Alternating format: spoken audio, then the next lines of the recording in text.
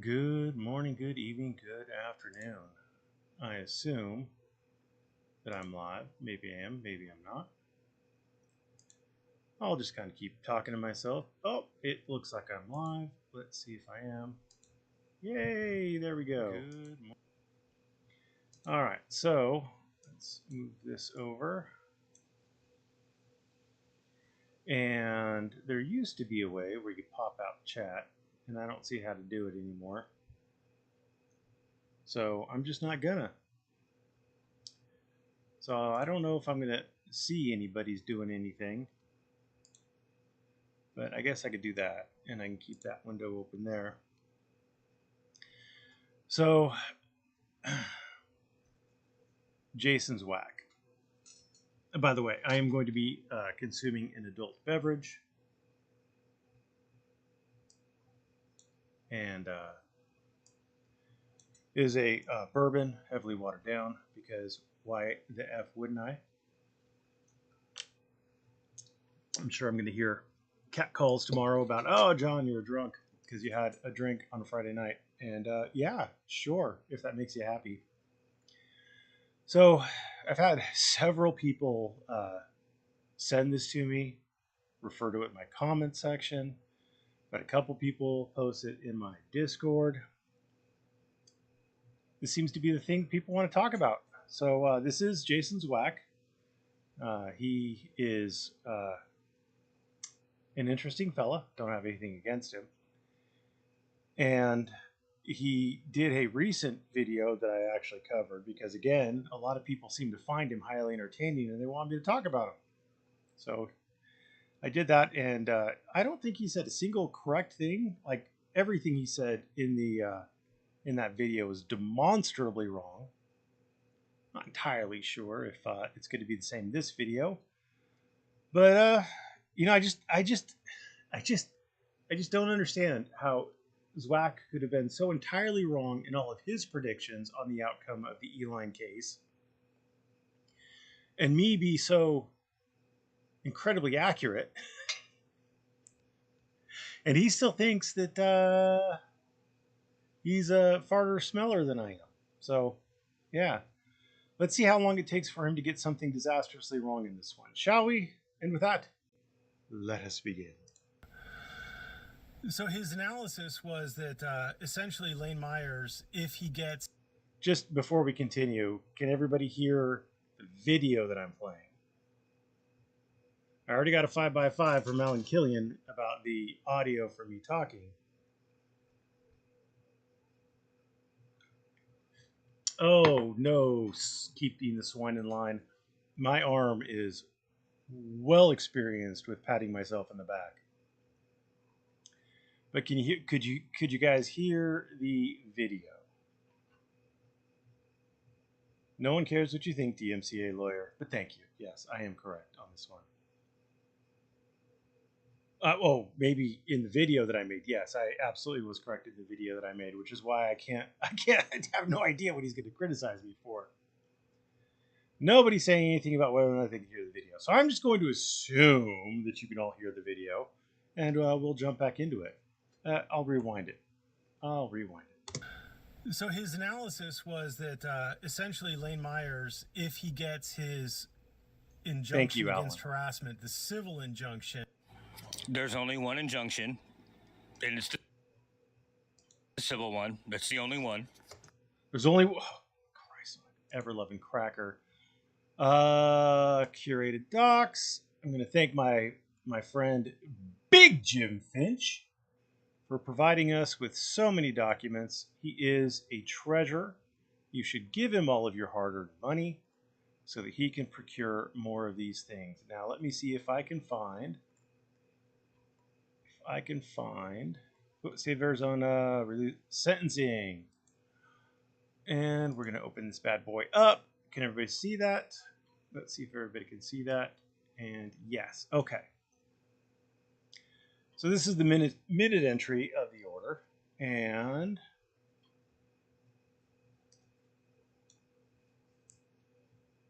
Skeeters.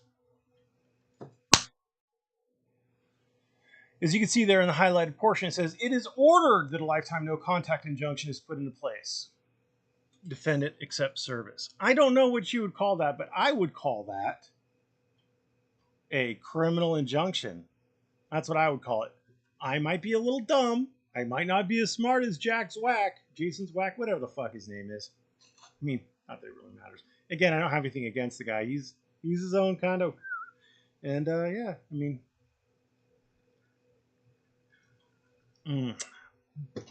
bourbon. So yeah, that seems pretty definitive. Once again, he's wrong. I'm right. Let's continue. Appealed and overturned somehow, that is going to have some sort of an effect on the criminal case, the criminal convictions and or the criminal injunction against harassment. It would have to be on the criminal case because there is no such thing as the criminal injunction against harassment.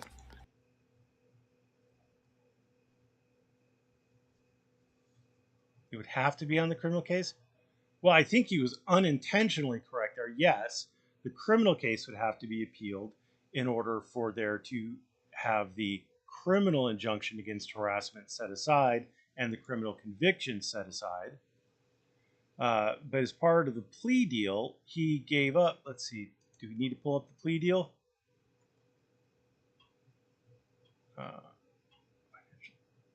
Judgment. See if we can't find the plea deal.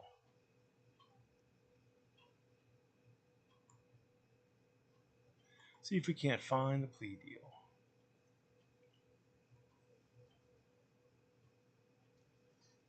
It's a fraud or Wrangler plea deal. Plea agreement.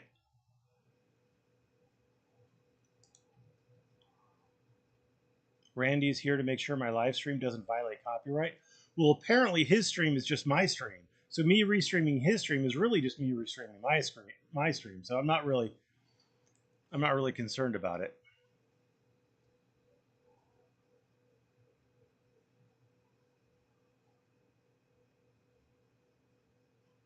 Waiver of rights. By accepting this agreement, defendant understands that he's giving up the following rights: the right to a jury trial, the right to confront and cross-examine witnesses, the right to present evidence, the right to be represented, the right to remain silent.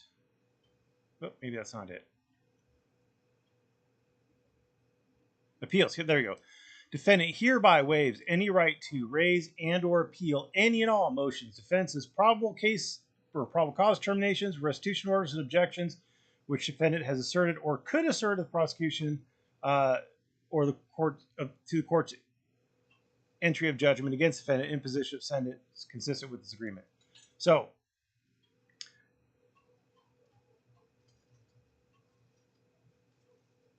I don't know that our purple martin bird's native to California. I do have a bat house and a lot of bats. They eat mosquitoes, Fletcher boy. So one of the things he could have raised would be the defense that there was no, in fact, injunction against harassment in effect at the time, and so he's what we like to call waived his right to that appeal. So there will never be an appeal on his criminal case. That would be the only way. Appealing the criminal case would be the only way that the criminal conviction would be overturned and the criminal injunction would be set aside. So, yeah. And by the way, just in case anybody's going to say like, well, that's at a criminal no contact order or no contact injunction, whatever it said, as opposed to a civil injunction against harassment. I know maybe I said at some point in there criminal injunction against harassment, but it is identical to, in form and function, the civil harassment restraining order. And if he commits anything that would be technically considered civil harassment or criminal harassment, while she is protected by the lifetime no contact ban, it is the exact same outcome. Felonies. So, yeah. And that is the dumbest thing I've ever heard. Is just Peter Coventry, he did not depose witnesses in the campground case. He called it a deposition, but, you know, I could call myself the Prince of Wales and that wouldn't make me so. What he did were witness interviews. Notice that there's no court reporter taking the transcript. So I don't necessarily believe that anything they said could be actually introduced in court, maybe for impeachment purposes, but I don't know about that. I'd have to check out Arizona law a little bit further. Justification were just two buzz phrases. He said that if the civil injunction against harassment gets overturned on appeal, that will, I think he said something along the lines of terminate the or end the criminal conviction by operation of law and or by legal impossibility. And these are buzz phrases that he threw out with zero understanding of either. Okay, let's hear your understanding. No, Jason Zwack, let's hear your understanding of it, because I'm sure it'll be just fucking hilarious. Of what the first thing that you said was, okay? Let's hear that first, and then we'll see who knows what, all right? Let's start off. Y'all ever heard what it sounds like when like a 6-year-old eats too much candy and has too much sugar and gets like a sugar rush and then starts lying? Yeah, it sounds kind of like you do, Mr. Zwack.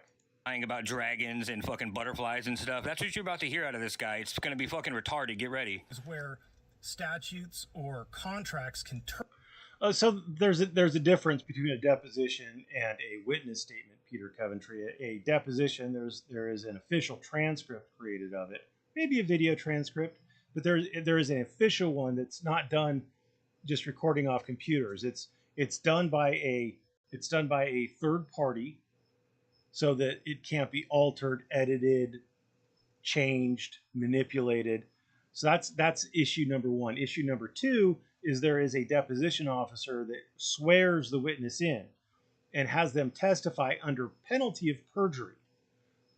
In the witness interview, there's nobody swearing them in. They're not under penalty of perjury, and there's no official transcript. So, I mean, there are differences. You're not always allowed to depose. It's easier to get witness statements than depositions.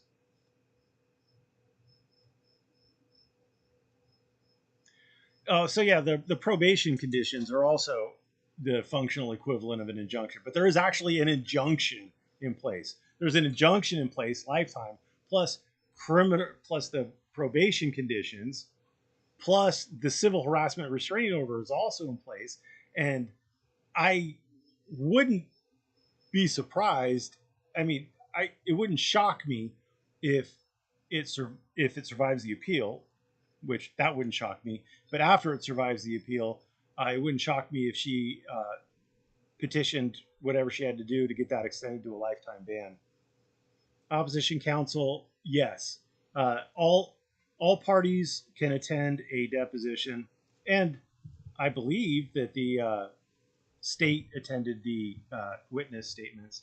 The state's normally around for those as well.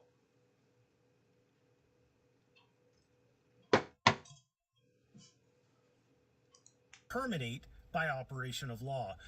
In the contract or in the statute, if they put an end date for that statute to be effective or for the contract to be effective, when you reach that end date, the contract or statute terminates by operation of law. Nobody had to do anything. It didn't have to get repealed. It didn't have to, the parties didn't have to meet and renegotiate the contract to terminate it. It just ends by its own terms. It's terminated by operation of law.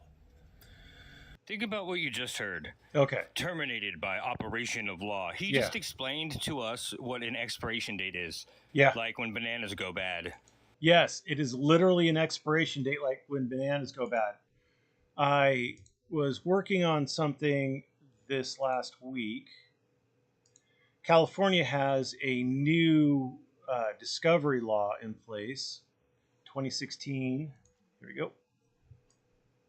California now has implemented a system for civil cases that's very similar to the federal system, where you have to do discovery. So you see at the bottom of this statute right here, it says amended by stats, blah, blah, blah. Effective January 1, 2024. Repealed as of January 1, 2027 by its own provisions. Because it says in here, this section shall remain in effect until January 1, 2027, and as of that date is repealed. They literally put an expiration date in the statute. And as of January 1, 2027, it is terminated by operation of law or repealed by operation of law. That's literally what I'm talking about. It's when they put in an expiration date into a contract or into a statute that terminates, like, or for, well, that'd be another contract. Really, where you're going to see it is in contracts and statutes, and things like statutes, like regulations and things like that. That's where you see it.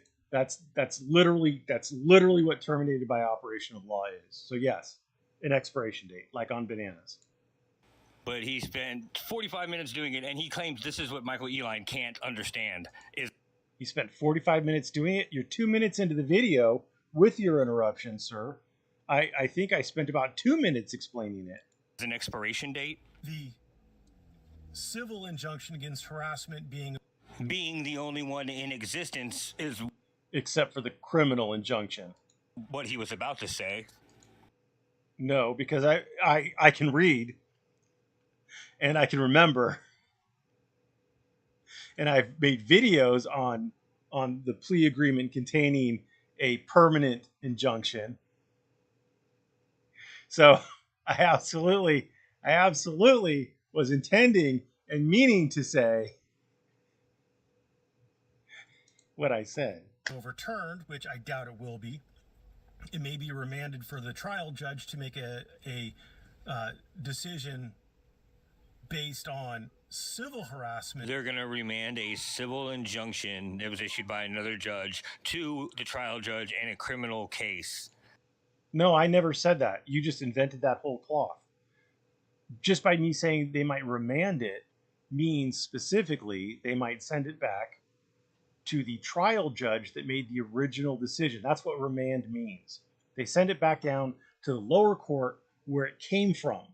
So if the Supreme Court remands it to the Court of Appeals, then it's going to go back to the exact same judge under the exact same case number, and that judge will then modify his decision to comply with the Supreme Court decision.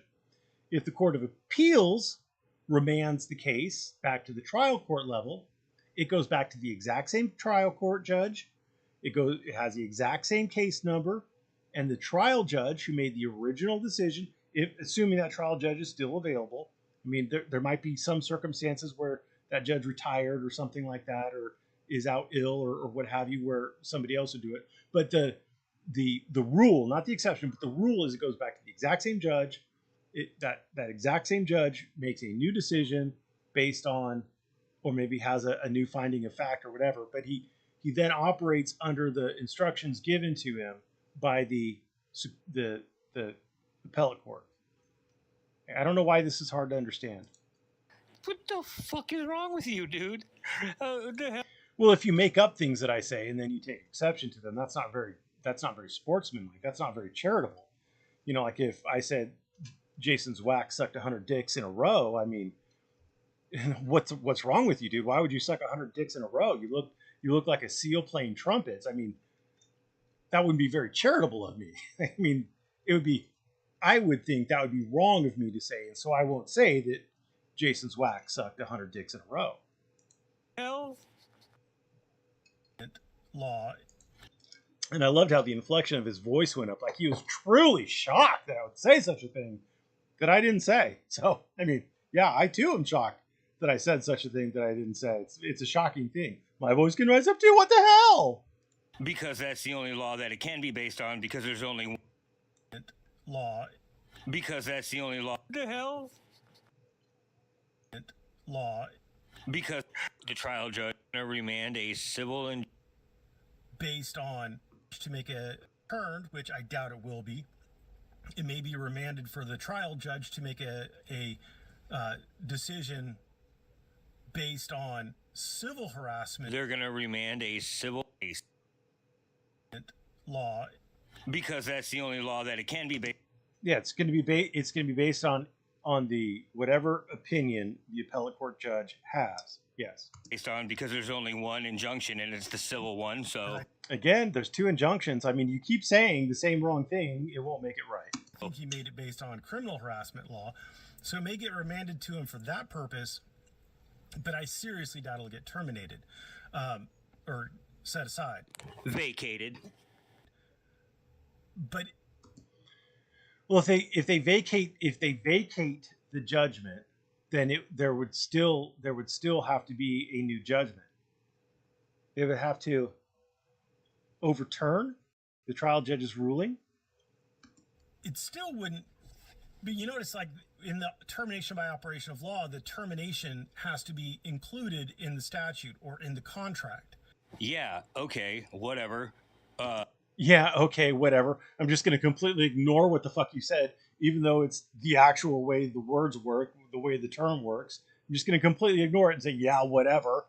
And then what? Make up some shit of your own? So it's not included in every contract or every civil, criminal, whatever kind of law you're talking about? No. Like, for example, a marriage contract is never terminated by operation of law. It's terminated by a dissolution proceeding or by death. I guess when someone dies, you could say kind of, yeah, because it is till death do us part. So that would be termination by operation of law. Yes. All right. What one wouldn't? A corporation which can live indefinitely, like say for example the Constitution of the United States. That is a contract. That is a contract between the individual states of the United States and the federal government. That is a contract. That is a contract into perpetuity. That contract never ceases.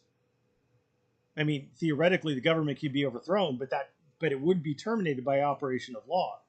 Theoretically, it could be repealed, but that wouldn't be the same thing as the termination by operation of law, because again, that's more analogous to the civil harassment going up to the Court of Appeals, being remanded back to the trial judge, who then finds that, based on the analysis by the appellate court, that he cannot find that there was civil harassment, and therefore he terminates the injunction. That's legally terminated, but it's not the same thing as terminated by operation of law. If that's a distinction that you can understand, which I doubt Zwacky can. But it's not included that if it is illegal, that it doesn't exist or shouldn't be there. Isn't that in? That if it's illegal, it doesn't exist or it shouldn't be there. No. If a statute is unconstitutional, which is I think what my illiterate friend was trying to say, it is not terminated by operation of law. It is terminated upon a successful challenge by someone with standing in the appropriate court. Typically, if you're going to challenge a law, either you file a complaint challenging it with standing, saying like this law is unconstitutional and it's chilling my freedom of speech, therefore, it's in violation of my First Amendment right, and therefore blah blah blah, and you establish standing. Or else a lot of the ways we see criminal laws get overturned, or like civil laws get overturned, is if they get challenged and a court of appeals finds that the statute violates the U.S. Constitution or state constitutions or something like that. But there's an action filed, so it's not done by operation of law. It's done through the courts, but it's not done by operation of law. So, yeah. Every single legal contract, that if the contract is illegal, that it should be ended? Well, no, because the contract would be binding until you get a judge to say that the contract is invalid for whatever defect. So no, it doesn't just end on its own. You can't just be like, this contract is invalid because it violates my whatever. You can't just do that. A judge has to say, oh, yes, I understand this contract actually does have this particular infirmity. So, yeah. So no, your hypotheticals are incorrect. Buddy, and the reason this makes sense to all of us is because all of us? How many people are in your head, Mr. Zwack? How many other voices do you hear? Are these voices in the room with you right now? Or are you speaking colloquially of your family? Because all of us in the legal community, with the exception of Eli, who's fucking retarded, understand, generally speaking, the concept of termination by operation of law. He don't suck the government's, you know what I mean? This guy can Suck the government's dick. I suck the government's dick because I'm an attorney. Okay. Because I understand the law. Everybody who understands the law must be sucking the government dick. I mean, okay. Whatever helps you sleep at night. not picture the government being wrong. So the fact that No, the government's wrong quite often. I mean, there's a reason. I filed lawsuits under the California Government Tort Claim Act, whatever that one is. I've sued 2 cities. So hold on. Yeah, 2 cities. Did I sue a county too? I might have. I might have sued a county too. I don't remember right now. But yeah, I mean, and every defense attorney ever who goes up against the state as a defense attorney, criminal defense attorney, goes against the. I mean, so like, the government can be wrong. I mean, the multiple statutes have been found to be violations of Constitution, state or federal constitutions. But yeah, we know the government can be wrong, but that doesn't mean the government's always wrong. I mean, like I read all the transcripts in this case. I read all the pleadings in this case. I looked at the evidence. I looked at the timeline that you, Mr. Zwack, presented helpfully in your previous video that I covered, and it all indicated that yes, he had indeed violated the law. You might not like the law, but he violated it, and that law has already been challenged for constitutional for its constitutionality, and it was found to not violate people's First Amendment rights. What do you want? Like, I get it, you don't like it, but that doesn't change what reality is. a legal contract is written illegally and should terminate doesn't click in his head. So did you hear what he said there? A legal contract that is written illegally should be terminated, right? Should be terminated. Yes, absolutely. It should be terminated. But it isn't is terminated. It's not is terminated. It wasn't terminated by operation of law. It should be terminated. And to terminate it, either you work out a deal with the other party who you entered the contract with, or you go to a judge. You file a probably a complaint seeking declaratory relief, or you wait for them to file a breach of contract action against you. Either way, I mean, one of the two, and then you dispute it in court and you let a judge figure it out. The date it's terminated on, or the circumstances under which it's terminated. For example, he's about to go full retard, but this is a really good example of what I'm talking about, and I want to. I am never about to go full retard. I am always full retard. I want to elaborate on his little example here, but this is perfectly what I'm talking about how he can't see certain things because he just doesn't think the government can do any wrong. You know what I mean? I can see certain things because I have the legal training and acumen and experience to understand what the fuck I'm talking about. Like if you I don't know, plumbing, right? Plumbing. If you wanted to talk to me about plumbing, I wouldn't know what the fuck you were talking about. You could tell me the Giz widget goes in the Umblada and you got to turn in the fizzle sparkler just right, and I'd be like, okay, I wouldn't know better. That's you, except with law. You don't know what the fuck you're talking about. You don't understand the legal concepts. You don't understand the language that's being spoken. Termination by operation of law is what's called a term of art. It has a specific meaning. It's not a generalized statement. That's why Eli was retarded, because he didn't know the specific meaning. He only knew it sounded good in his head. He wanted it to terminate, right? Okay, operation of law. So he took a term of art that he didn't understand and he used it incorrectly. And the other people who don't understand it think, yeah, that sounds good. I heard a lawyer say operation of law. Ugh. That's why I make my video. I don't make these videos because I love the government. I make these videos because I understand the law and I'm trying to help retards like you figure it out because I don't know, because I'm like Don Quixote tilting at windmills. I mean, obviously you're not able to dissociate yourself from your desire for him to be right. And so that's just going to be the way it is. And about how other people view certain things. Like, for example, let his example go. If you pay me $100, I'll make you 100 widgets, right? Once I make you 100 widgets, that contract is now terminated by operation of law. Okay, yeah, but pay you $100. Now, here's the part that Now here's the part. Now he's going to probably invent something I didn't fucking say and call me stupid for saying the thing that I didn't say. I'm guessing.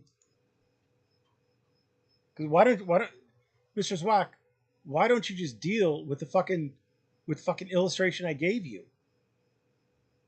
The contract is $100 for 100 widgets. Once you have the $100 and I have the 100 widgets, the contract's done. There's nothing left to enforce. It's terminated because the goal of the contract had been met. It's done. Statutes don't work that way. Statutes don't terminate because they're done. And see, here's the thing. Like, do you see what Lane Myers is having to do to try to set aside the civil injunction against harassment? If your analysis was correct and things could just be terminated by operation of law just because somebody decided that it wasn't legal, lawful, whatever, then why isn't that set aside? Why isn't that terminated? It's not, because he needs a judge. That's the distinction. If it doesn't terminate on its own terms, if you need to go to a judge to say, Judge, this needs to be terminated, it's not terminated by operation of law. he can't understand. What if that $100 wasn't actual U.S. currency? What if it was something like monopoly money? What if I... Holy shit. Okay. So then you would need a judge to interpret the contract and determine what the parties meant when they made the contract. And the judge might also determine there was no contract. Was there a meeting of the minds? Did both parties anticipate US dollars being exchanged for widgets produced in ordinary workmanlike fashion according to the standards of the industry? What kind of people are these that are making the contract? Are they business people? Is this a UCC kind of issue? Are these private parties? I mean, the court's going to take a lot of things into account, but the court is going to have to make a determination of what the contract meant at that point.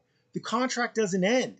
If I pay you $100 in monopoly money, and you're like, oh, fuck you, I'm not going to give you the widgets, then what are you going to do?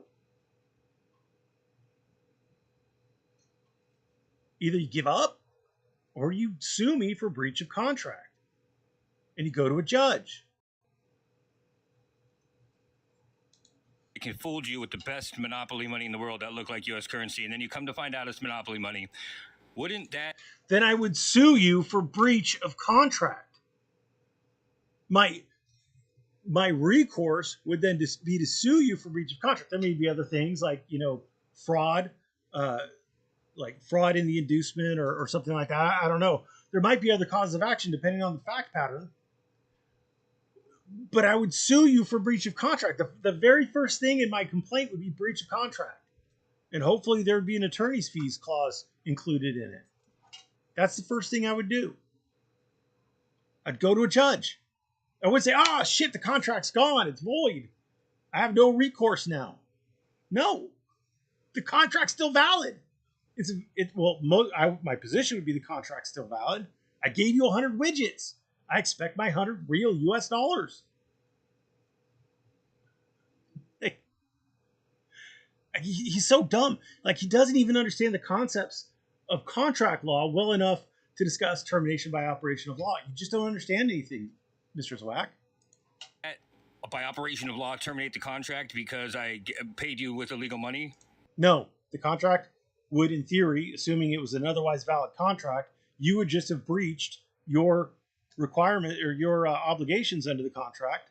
And I, as the non breaching party, would be able to sue you for breach of contract. Right. Or what if the widgets worked incorrectly? Is the contract still then terminated, or is it? No, the contract is not terminated. Then the other guy can sue me for giving him faulty widgets, and under breach of contract, or if we're business people engaged in that kind of line of business, then he could probably sue me under various UCC sections, depending on what state you're in. Still fulfilled the parts of the contract? You know what I'm saying? If the contract itself was illegal, or nothing in the way that people perform or fail to perform the contract after the contract is written would make the contract illegal. And I don't even know, like, the only way a contract could, in theory, be illegal, the contract itself wouldn't necessarily be illegal. The contract would be unlawful. Like, if you contracted with someone to commit murder, the contracting with them is a crime. Conspiracy to commit murder, solicitation to commit murder, whatever. But the contract itself is an unlawful contract, not an illegal contract. You don't even know the fucking terms you're talking about. But if there is an otherwise valid contract in place, a party failing to perform under the terms and conditions of that contract gives rise to a breach of contract cause of action. It does not terminate or invalidate the contract. It doesn't make the contract illegal.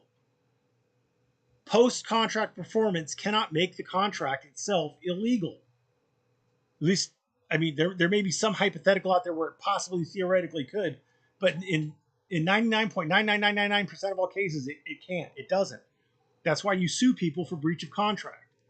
Or the products. I didn't know I was going to be teaching a fucking contracts course. There's definitely not enough bourbon in here. Or whatever was exchanged was illegal in his little situation. Okay. So if I execute a contract with you that I'll pay you $100 for whatever $100 worth of cocaine is, however many ounces of cocaine or whatever, probably not even an ounce, right? I don't know. It's been so long. I've never done cocaine. Don't do cocaine, kids. You'll just want to do more. But the contract itself would be unlawful. And most states that I'm aware of, definitely California, definitely Arizona, would invalidate that contract under the void against public policy doctrine. But you know who determines it's void? A judge. Then the contract should terminate because of the illegality of it. And he just right. You can't sue someone for breaching a contract to do something illegal. That is true. That's where the sued party would raise the defense that the contract was void against public policy. So that would be a defense raised to the contract, to the breach of contract action. He can't picture this in his head. Because I think I just did picture it in my head, and I actually gave you a sound legal analysis of how it would work out. So I think I can picture it in my head. It's just you don't understand the fucking concept we're talking about. We're talking about something being terminated by operation of law, by its own terms being terminated, not taking it in front of a judge and saying, Your Honor, this contract is void as to public policy. The terms have been completed. There's nothing more for it to do. The trial, the civil injunction against harassment. So illegality. If something is illegal, then it should terminate by operation of law. Now, where did I say that? Where did I say that? the civil injunction against harassment. So illegal. He can't picture this in his head. Because the terms have been completed, there's nothing more for it to do. The trial, the civil injunction against harassment. So illegality. If something is illegal, then it should terminate by operation of law. Now, if this dude just fucking hears shit in his head that I didn't say. Like, I think he's not lying when he said, we believe this, because all the voices in his head are telling him all sorts of shit that I didn't say. My lips did not form those words, brother. If the part of the contract that is illegal is the judge's findings making, I don't know, let's say a civil... That's not a finding. I'm sorry, excuse me. That's not a contract. We went from talking about contracts to talking about a judge's findings. Now, the findings of fact are never illegal. They're never unlawful, and they can't be set aside. Generally, it's next to impossible to have a trial court's or a jury's findings of fact set aside by a appeal court. The Court of Appeals are, if you bring an evidentiary issue to them, they look at it under the substantial evidence. They review it under the substantial evidence type of review, as opposed to the abuse of discretion type of review.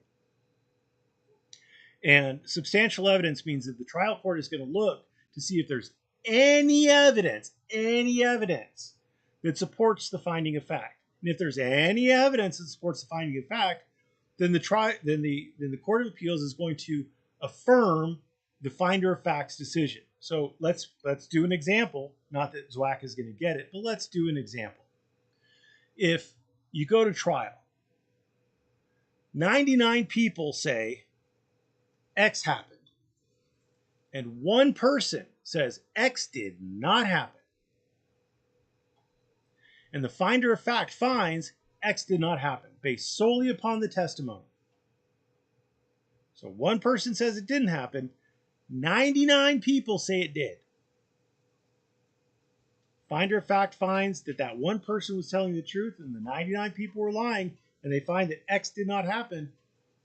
The Court of Appeals, when looking at that transcript, when looking at that record, would say there's substantive evidence there.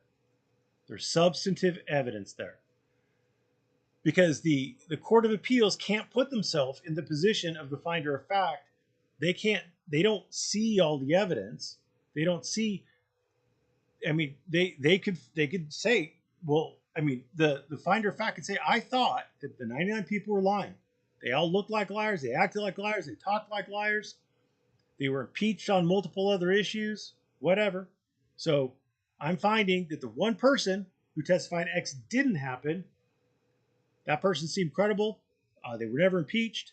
They had no criminal history of whatever. So, but we believe that one person. The Court of Appeals is in a position to look at the facts. So the Court of Appeals is never going to find that the finder of fact found an unlawful appeal.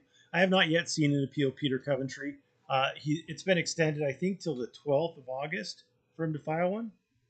But, you know, his fanboys are still holding out hope. His cheerleading section.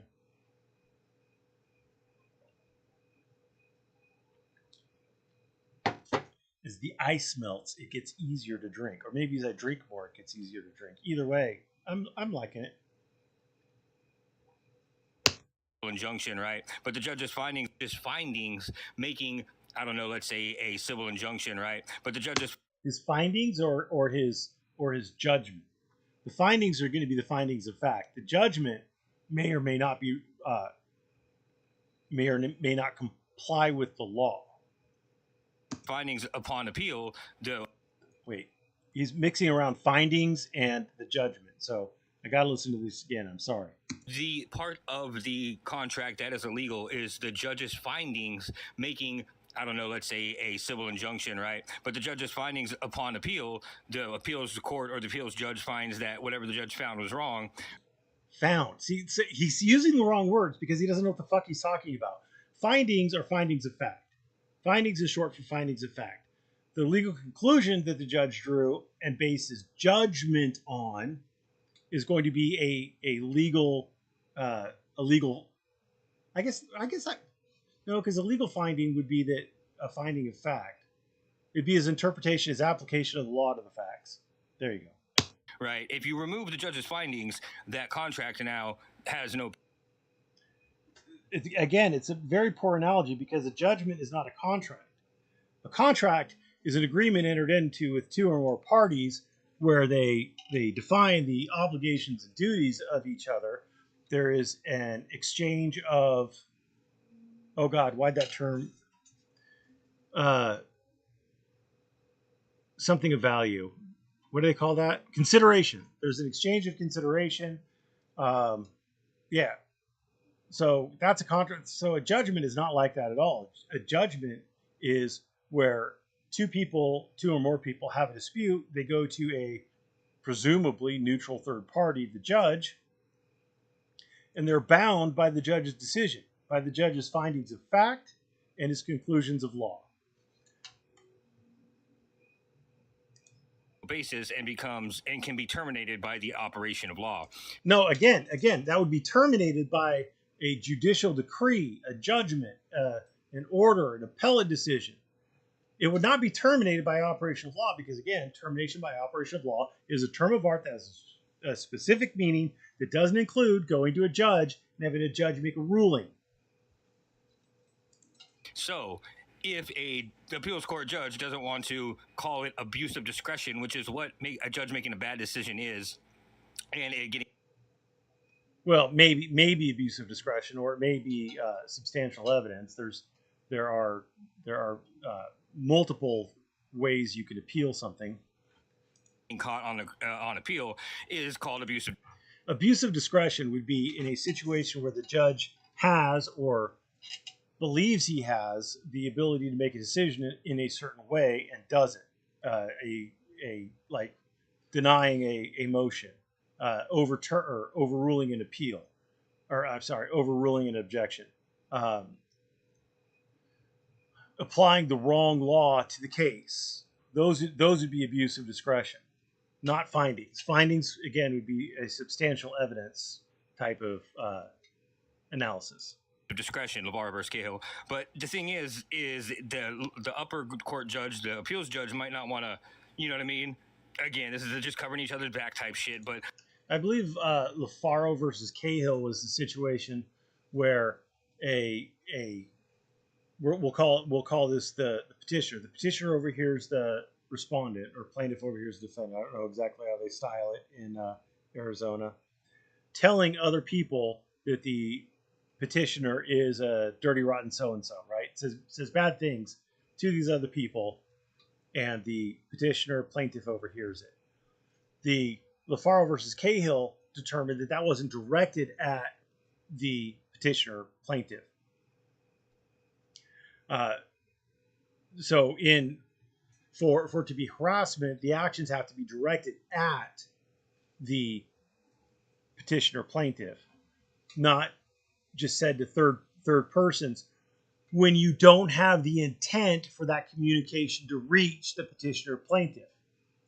In LaFaro versus Cahill, they never established that the respondent defendant was actually trying to get the message communicated through the third parties to the petitioner plaintiff. And that's a distinction that our legal genius, Jason Zwacky, can't seem to wrap his head around. If the only allegation was that Lane Meyer was telling third people that this person's a dirty, rotten so-and-so, that would be one thing. But she was able to convince the judge, prove to the judge that he made those communications to third parties with the express intent that they contact her. And she proved that by showing that he was publishing her phone number and her contact information, and the people were actually contacting her on his behalf. And the judge found that was Myers communicating to her through third parties. terminating a contract or whatever by operation of law is kind of a way of covering up, or not covering up, but just, I mean, make an excuse for a judge that made a bad decision in a lower court. You know what I'm saying? No, it's not. It's not termination by operation of law. That would be a reversal. That would be remanding. That would be whatever. I mean, that's not. It's not terminated by operation of law. That would be terminated by, in theory, like under your belief of how this is going to happen. That would be the Court of Appeals terminating the injunction, not the injunction terminating under its own terms. And can be, which is probably what's going to happen here, I'm assuming. Yeah, you've been right so far about everything, haven't you? But anyways, this guy's a retard. Yeah, I am. Is its own separate thing. No, it's the only thing, because there's only the civil injunction against harassment. Once again, you moron. You know, you really shouldn't call someone a moron when it's written in the order, in the judgment. It is ordered that a lifetime no contact injunction is put in place. But I guess I'm the moron. So when I say it's its own separate thing, each case is its own entity. And courts have limited jurisdiction. All courts have limited jurisdiction. You can't get in front of a judge without going through the correct procedural steps. You have to file a complaint or a petition or whatever the thing is named in your state. You have to file a pleading. A summons is issued, generally speaking. That gives the court, once the defendant is served with that, that gives the court jurisdiction over the defendant. I'm talking generalities here. Yes, there are nitpicky situations, right? So until you filed your complaint and the summons is served on the defendant, the court doesn't have jurisdiction to hear your case. The court lacks jurisdiction to hear your case.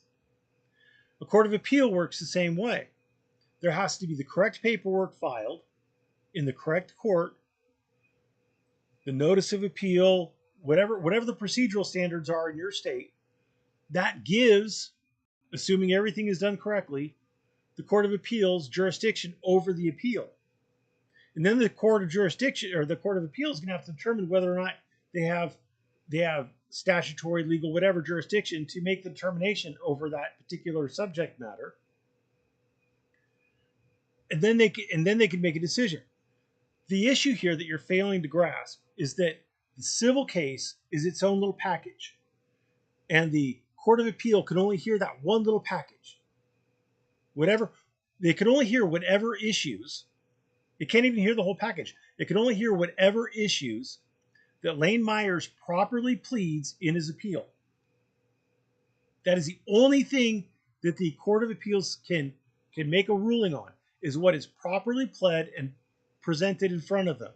So, for example, I was involved in an appeal where the trial attorney failed. Well, let's even get past that. It's just so I don't give up any identifying information about my cases, because fuck you, you don't need to know. In Earl Warden's case, one of the issues is whether or not a objection was preserved for appeal.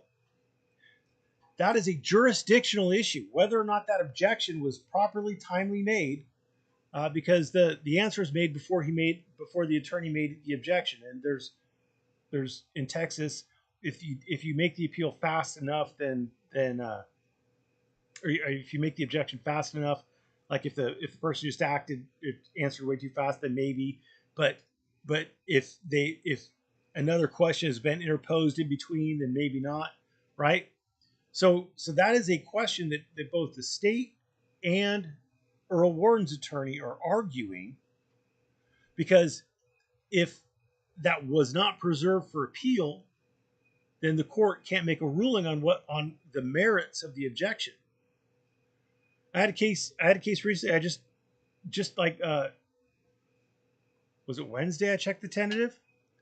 Opposing counsel had filed a motion to compel arbitration. He served it on me by email, 17 court days before the hearing. I don't know why he did it the way he did it. He got a really short hearing date. He reserved a really short hearing date, and he served me by email 17 court days before the hearing.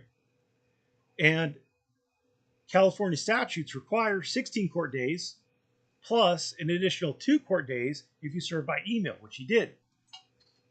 So he served it 1 day after he should have served it. And to be fair with you, he served it the day he filed it. So his only real choice there was to serve it by personal service on my office. He missed it by 1 day, and he lost that motion because the law and motion court said that it's jurisdictional. The 16 days plus 2 days on the motion is jurisdictional. We can't hear your motion. We can't determine your motion on its merits because you failed this jurisdictional procedural issue. So the Court of Appeals can't hear anything on the criminal case. And the criminal case is its own thing. The whole entire civil case can get brought down. But the civil case is a separate structure. It's a separate entity. It's a separate thing. The only way you can attack that plea bargain or the sentence that was imposed by it is to appeal in that criminal case. And then the judge in that, or the Court of Appeals in that criminal case, can look at the issues that you've properly appealed and nothing more in that criminal case. It's like saying,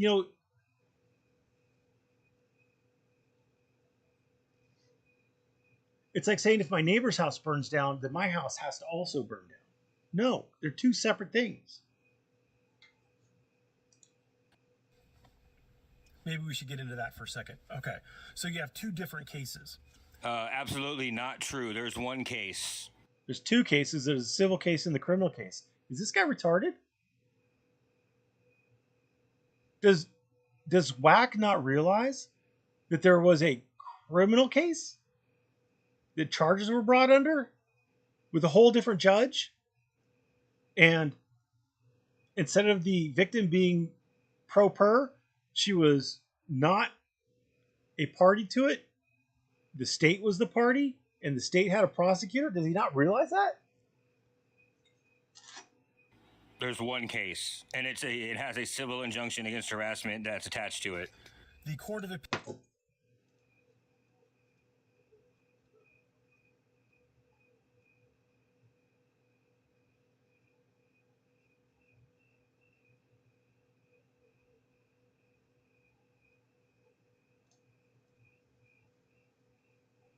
And nobody, everybody's like, yeah, man, this sounds great. Okay. So one guy down there at the bottom. Thank you, Johanno Tosin, whatever. Thank you. There's one intelligent person in that comment section. Lord, have mercy. Appeals, if Lane Myers does all the procedural steps required to get the civil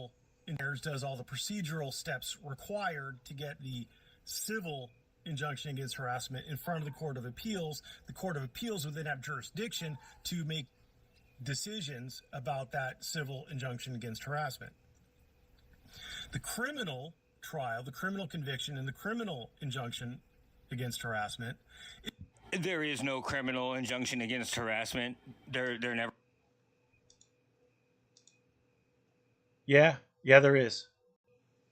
Lifetime no contact injunction put in place.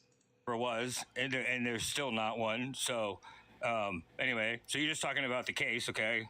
Is a separate thing. The Court of Appeals won't have jurisdiction over this separate thing.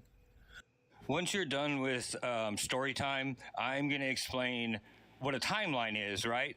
And so you understand. So the Court of... So, what a timeline is. Oh my fucking God. There's not enough bourbon in this class. All right. Well, I made it 8 minutes in. Coyotes are out. I made it 8 minutes in. I'm sorry. This guy's a fucking retard. Like he doesn't know enough to make a cogent argument.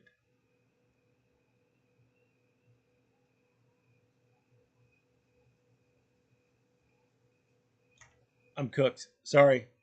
Anyway, thanks for watching. I appreciate you guys.